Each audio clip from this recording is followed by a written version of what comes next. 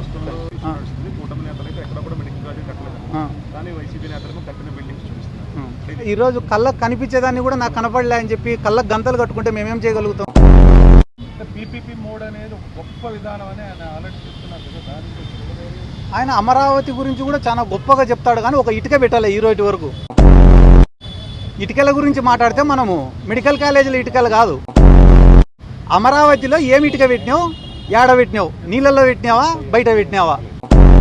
ప్రతి సంవత్సరం వర్షాలు పడను, డీ వాటరింగ్కి 100 కోట్లు ఎత్తాను. ప్రతి సంవత్సరం కంప చెట్లు మొలసను, అవి కొట్టనీకే 100 కోట్లు ఎత్తాను. ఎత్తడమే పనిగా పెట్టుకునే వాళ్ళు కూడా మా జగన్ సార్ గురించి మాట్లాడుతేటన్నా. అందరి సమక్షంలో ఒక ప్రశ్న అడుగుతాను నేను. తెలుగుదేశం వాళ్ళు ఈ 15 నెలలు 16 నెలల్లో ఒక్క పని చేసినారా? ఒక్క పని, ఏదైనా ఒక్క పని చేసింటే మీరు చెప్పండి. ఏందన్నా ఎవనబ్బా సొమ్ము ఇచ్చినారన్నా? ఎవడి జోబిలో నుంచి తీసి ఇచ్చినారు?